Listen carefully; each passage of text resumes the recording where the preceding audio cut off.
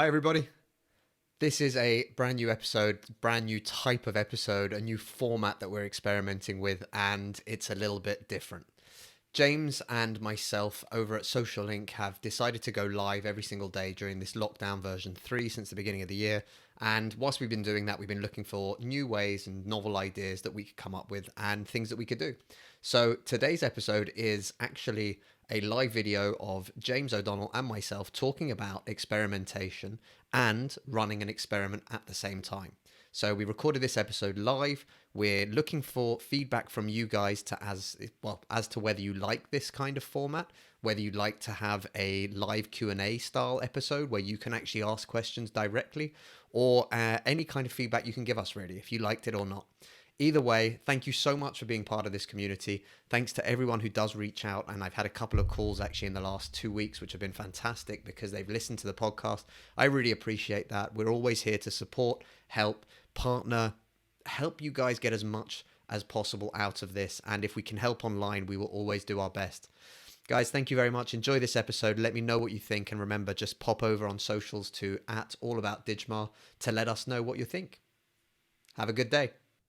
James, good day. Good day, Christopher. How the devil are you? I am devilishly good, as always. Today we're going to be trying something completely new out again. And as we do that, we've realized that the 1 minute timer just doesn't give us enough time to share everything that we want to try and share, does it? PPPP. PPPPPP. What does that mean exactly? Piss poor performance. Prevention. Piss It stands for poor preparation piss poor preparation equals perpetuates piss poor performance. Nice. Perpetrates. I like it.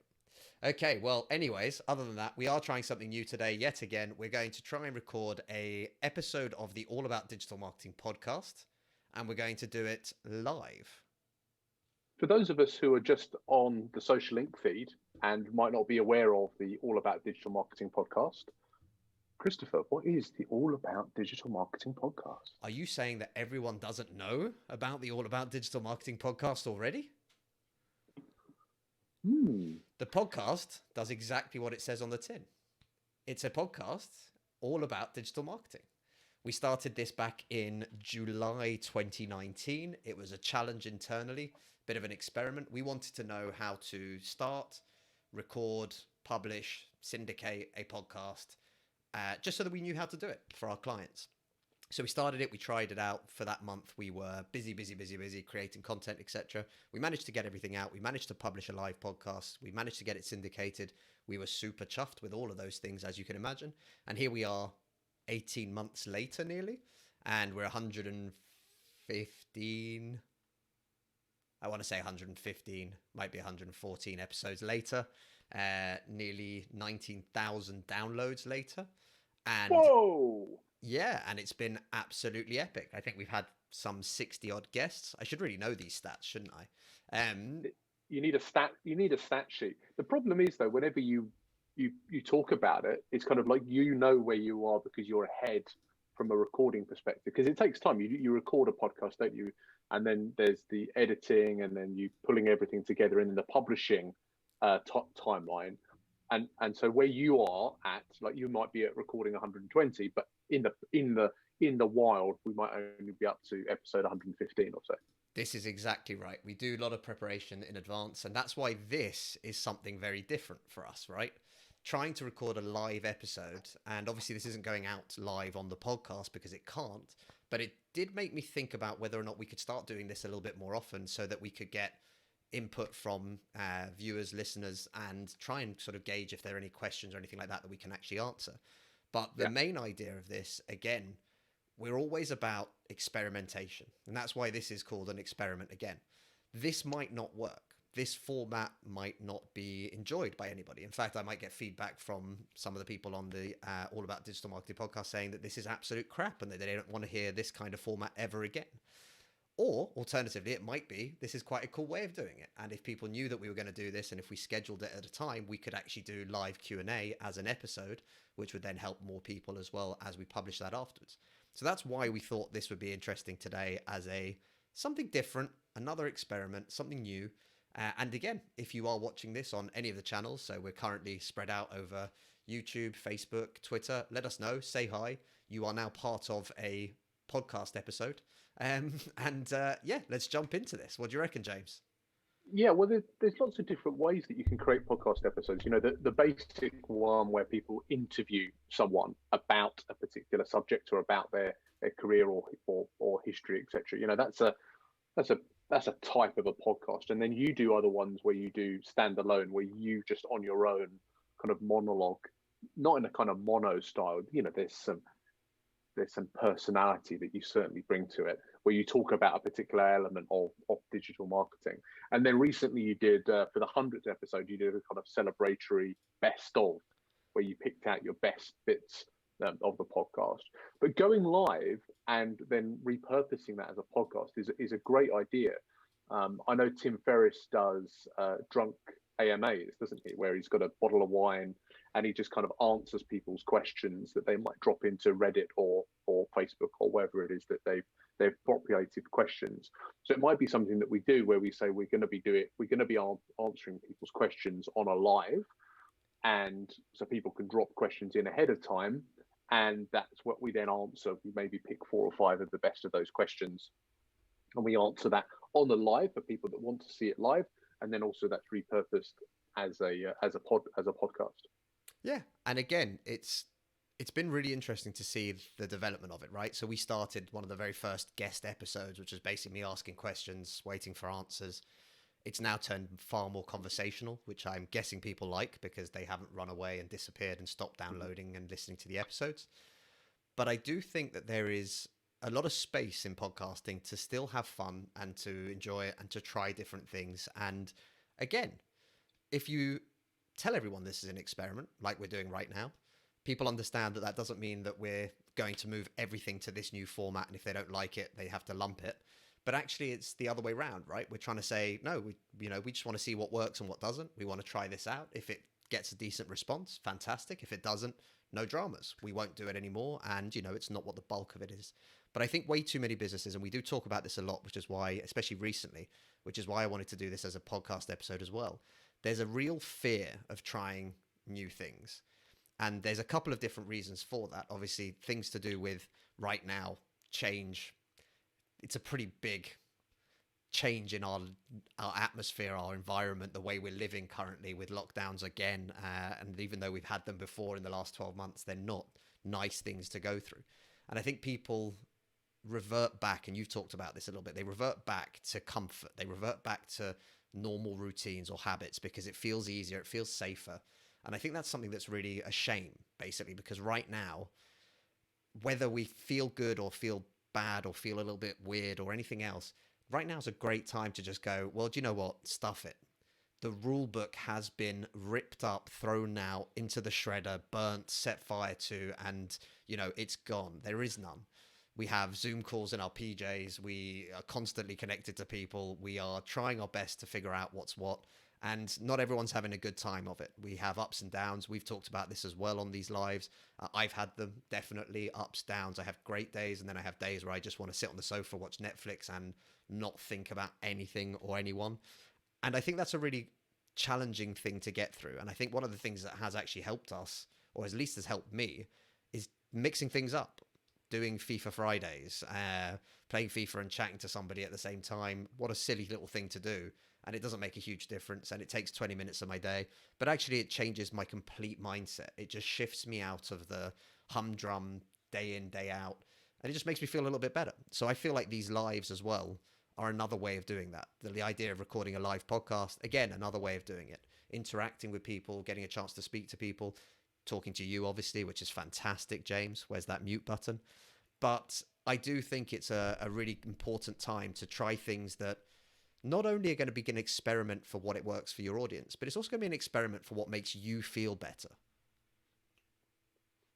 Yeah, I think that element of comfort, stepping out. I love people stepping out of their comfort zone and trying out new things.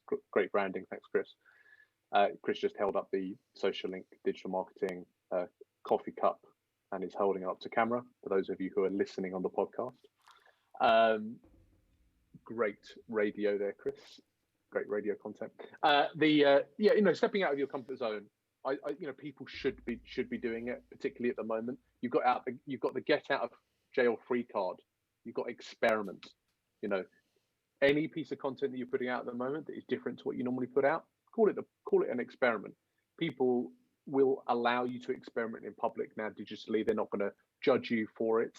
And the great thing about that is that you can then constantly tweak things as you go through. My mind is racing now about the way that you could use lives in conjunction with podcast guests, in conjunction with maybe doing follow-up interviews with those podcast guests, following questions that we might receive from their initial interviews. That's great for the guests because then they get to see our audience, and there might be people that really resonate with some of the messages that they bring to the table, and then also they're going to share our content with their audience. So again, we might resonate with some of the elements, some of the people that they bring to the table, and that idea of kind of online collaboration. It's kind of like the final step when you're building out your digital ecosystem for content creation. You talk about your why, your mission, your values. You shine a light on your team. You shine a light on your clients.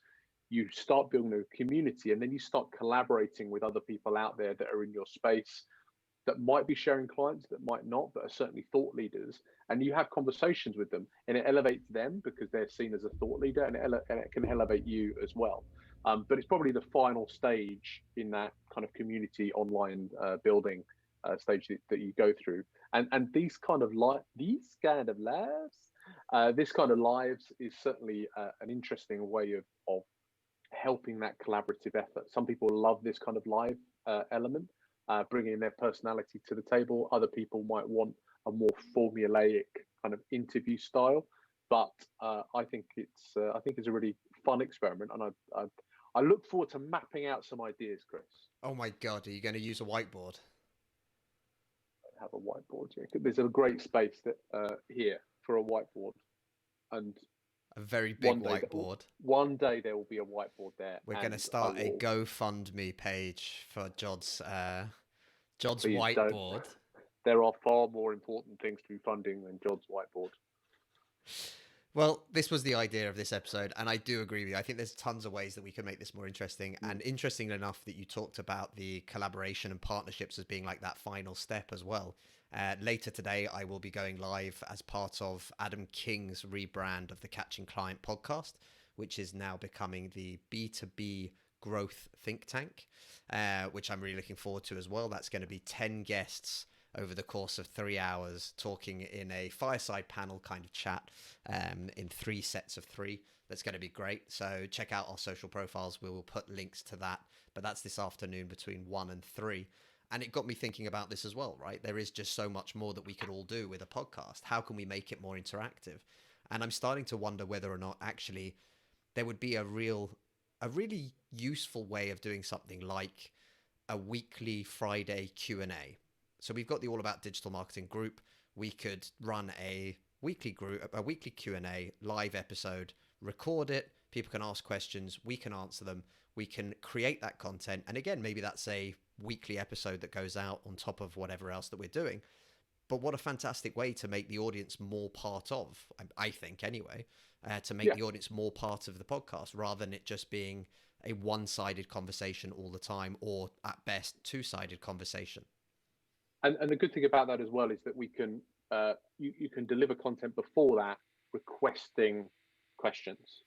So you actually kind of get into a habit of doing that. And as people are going through their weeks doing digital marketing for their businesses, for themselves, or for their clients, and they come up with an idea, or they run into a roadblock, they can fire the question over to us, and they know on the Friday when they're sitting down with their margaritas at their desk, or whatever people do on a Friday nowadays in lockdown, they can tune in to the to the Q&A session with us. So that's a really nice idea.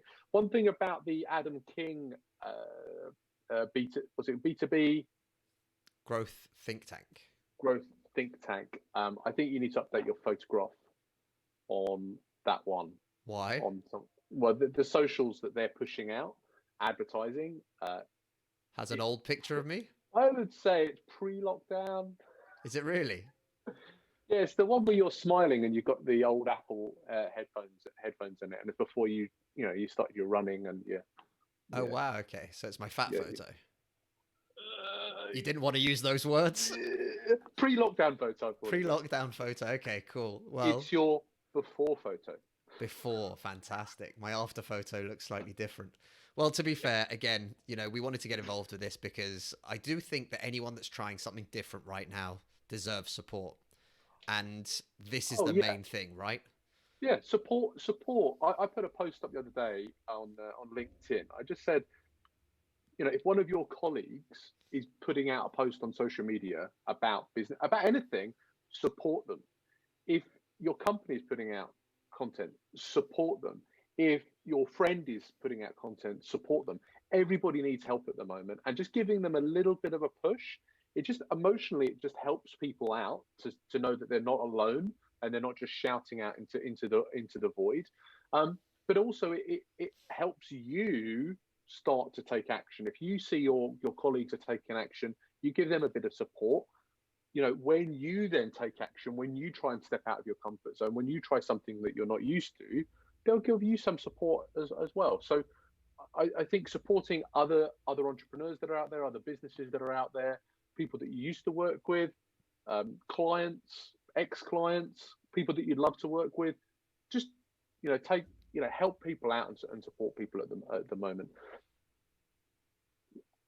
Addendum to that as well, Chris, I saw an interesting LinkedIn post. It was that should employees be paid or be part of their job description to like their content or the boss's content on social media? And I said no. And someone who I know commented, say, well, why not? Instead of making it part of their job, that every time someone likes uh, every time a piece of content from the CEO gets above 50 likes or something like that, then everyone in the company gets donuts. Everyone Uh, clicking furiously to get more donuts. oh yeah, I'll have some donuts. I thought there was a hole in that strategy. Oh, that's Oh, terrible. that is good. So I thought Terrible. there's a hole in that strategy because essentially you should be creating content that allows for interaction, that people will want to like, and that your company why or your personal why or your mission, vision, values uh, enable people to get excited and want to share and want to shout about what you're doing.